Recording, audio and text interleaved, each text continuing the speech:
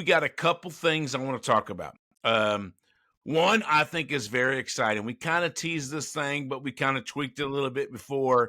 I know you guys look forward to the chicken scratch that we do every episode, right? So we're trying to figure out something for the dog. What can the dog do? And at first, I think we talked about the dog bite, but now we're going to switch it to the dog bark because we've had such a growing number of comments from all of these listeners, whether via TikTok or YouTube or these other sites that's on there, on our takes of different things, and they've been great. And keep them coming. We love them. So we thought it would be a good segment to be able to do that on every show is go over some of these comments, and we're going to call them the dog bark. So this is actually your first dog bark brought to you by Chicken and the Dawg. So who doesn't like the chicken and the dog? So one of the reels that we did a couple weeks ago, one of the episodes a couple weeks ago, and we're going to go back to this, was the Texas versus Ohio State game. We had a lot of comments about this game, and I'm just going to read a few of them, and we'll talk about those comments, right? So one of the, hang on, I don't think that's right. Hold it. Sorry, I don't know what to do with my hands. Sorry, I had this earlier, man, and age and technology for some reason don't go hand in hand. I don't know why. But anyway, so we had a comment on there. I said, I think Arch is going to show out and pull out the win, but I think it's going to be a great game. A guy named Donnie Glacier says, is referring to you, Chicken. He says, I see what he's saying about Texas O-line. However, Ohio State lost its entire D-line. So it's new versus new. So I'm going to let you comment because I know that you want to say something about that. This is Donnie. This is Donnie. Donnie, welcome to your education. I appreciate your making the comment. And unlike some of our previous comments, you're actually putting something on the table that's got some merit here. So congratulations. You are automatically at the head of the class, but you're still on the short bus. But there's hope for you. You may graduate to the advanced class here pretty soon. He's on his way. He's on his way. He's got a good thesis, but I'm about to blow holes in it. Yes, it is new versus new. However, if you face your program, and Donnie, I don't know who you pull for, so I'm just going to ask the dog in your stead. Dog, you're going to play Donnie in this segment. It's a learning opportunity for all of our faithful listeners and my students, okay? So you're going to play the role of the student Donnie here. If your favorite program, the Georgia Bulldogs, was faced with an option, you can come into next season with a brand new offensive line that has never played a snap together, or a brand new defensive front that's never played a snap together. Which would you prefer? Just the answer, and I'll go into depth as to why my logic is superior and sound. Defense. Amen. Good for you, dog. You've left the short bus. It's taken you a while. Yes. But you're off the bus. You're not on a new one yet. You're standing on the curb because you might fall back in. We'll have to wait and see about that. But, Donnie, here's what I want to say to you. A defensive pass rush has one job. Blow through the O-line in whatever way you can. Now, do they have stunts? Do they run different things for a rushing defense as opposed to a pass attack? Of course they do. Of course they do. However, every single snap offensively, that O-line has to be in lockstep unison. You have to have that experienced chemistry between that five-man front. You don't have to have that between the 3 or 4 down linemen that you've got on defense. You just have to have some studs that can find a way to get past that O-line. But that O-line has to work together. So, given the choice, given the wager, I'm picking the new defensive front over the new offensive line. Yeah, I mean, I think that's a really, really, really solid point. Not unexpected solid point from you. It was expected. There's no doubt about that. But if you think about it, like you said, man, the defensive guys, don't get me wrong, they play schemes and this, but they're kind of on their own, right? They're kind of their own machine out there. But if the offensive line is not locking step with each other in unison, coming together, oh my gosh, you leave up a hole that could get your quarterback these days killed. Well, and listen, coming into this game, there are a lot of studs on this defensive front for Ohio State. Oh, for sure. With a lot of experience. So Caleb Downs, Caden McDonald. I mean, these guys are coming in and they're going to be hungry because yes, they lost a lot to graduation in the NFL last year. Absolutely. But these guys are chomping at the bit. It's their turn and they're ready to make a blast. That's what they're ready to do. They're going to show that Arch Manning means nothing to them. They'll put whomever at quarterback on the ground that they're playing against. That's what they're hungry for. That's what I expect. Now, does that translate into a win in my mind? Hold up, swole up. Not necessarily. Because just like we said last episode, I think Texas, when it all settles out, is going to be more than Ohio State has. But this is going to be an amazing ball game. But well done, Donnie. Welcome to the class. Yeah. You also got to think, I say that Texas has got the leg up, and my gut tells me that they do, and I don't think that's my SEC gut. I think that is going to be the difference between coaching. I think Sark is a better coach than Ryan Day. There's no doubt about that. But I'm also going to say that I think Arch is going to could be the difference maker in there. That little bit of experience versus Julian Sayin being right out the gate. There's no doubt about that. However, this thing is going to be played. It's week 1. It's not at a neutral site. It's in Columbus, Ohio. Ohio State fans, the alum, the people of the Ohio State are not going to allow to happen what happened in South Bend, Indiana in 2017 when Georgia rolled up to South Bend and there was more red and black in that stadium than there was Irish colors. Ohio State's not going to allow that to happen at all. I think Texas they're going to be hard pressed to have 10% people in that stadium. Yeah. And I think that's going to make a difference, man. Week 1, people pumped up. It's going to be one heck of a game. Absolutely. Another comment on there, it was a guy from Logan, Ohio State, 28-21. I can buy that. Sure. I could get behind that. That's a potential good score. This guy, although I love his name, I almost want to shed a tear because the name is that perfect. It is biggest Chicken and the Dawg fan. That's the guy's handle. I don't agree with you. I love you, but I don't agree with you. He's got Ohio State 42-27. Not happening. He must be young. That's what we have. This is a youngster who just doesn't know any better. Yeah. Welcome to the short bus. I'll do my best. I give you no hope. I don't know that if I'm good enough to bring you out of whatever stupor you are in.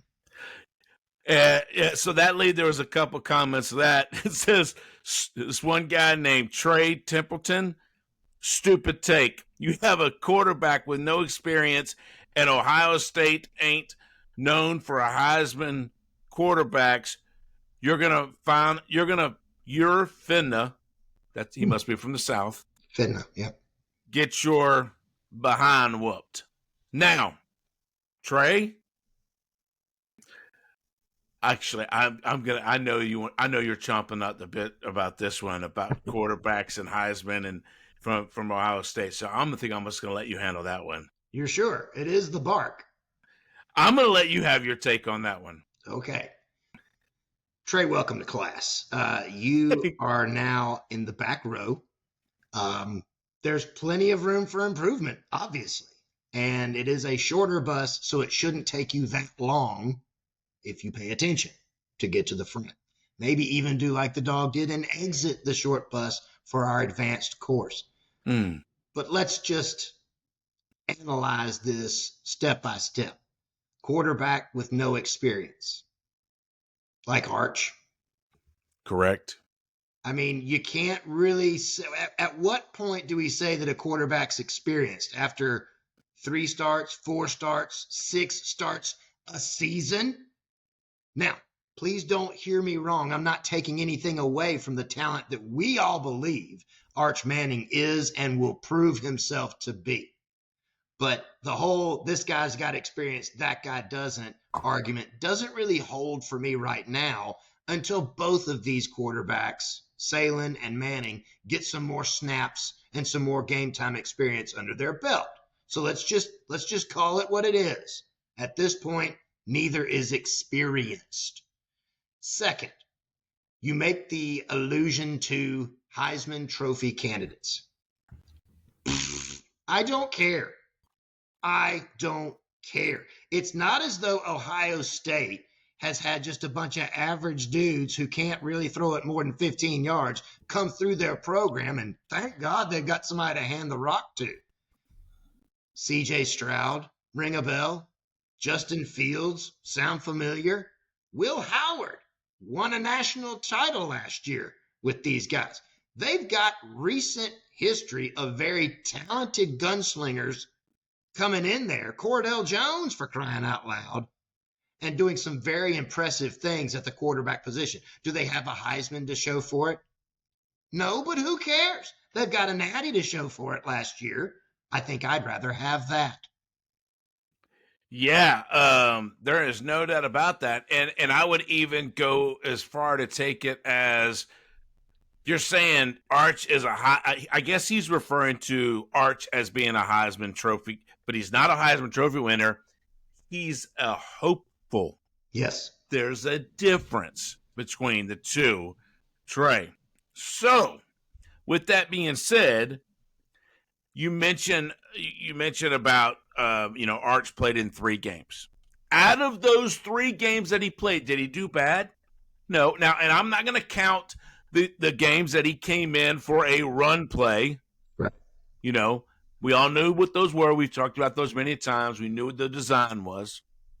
But the 3 games that he played was 2 of them were against a high school team, and the other one was against the bottom tier. We established what this means in Mississippi State last year. That was the only games that he won that he played in. So, can you give Arch a little bit of edge because he does have some of that? Okay, a little bit. But Julian Sayin is a good. I mean, there's a reason they went after him. There's a reason why he went to Alabama and Alabama recruited him. This boy has got talent. So, I mean, like you said, it's kind of in my opinion, it's kind of a push for that. Well, the other thing that we talk about to support what you're saying, we talk about the 4-star, 5-star distinguished factor there. They're all 4 stars. Okay. At that point, the 5-star just means what? That if we could, we'd draft this kid, but you can't. So he's really a 4-star. Both Julian Sayin and Arch Manning are 5 stars, right? So they're both outstanding talents at the quarterback position. I just don't think that the argument holds water. That one is just leaps and bounds ahead of the other. Yeah, I don't think the argument holds any water about when it comes to Ohio State ain't known for Heisman QBs. Neither is Texas. I mean, their best quarterback that I can remember going back. Now, I'm old, so I'm going to go back a little bit further, not too far. I'm not going back into the 60s or whatever, but their best quarterback in somewhat modern time was Vince Young, Colt McCoy. Both of them good. And I don't think Colt McCoy got I know Vince didn't get a Heisman. Matt Leinart got it that year, and he shouldn't have.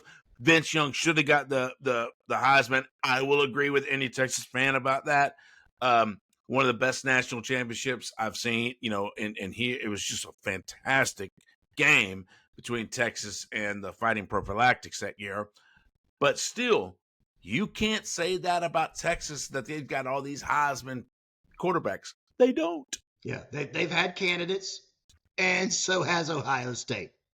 That's correct. Because I do believe C.J. Stroud did go to New York. Yes, he did. He did.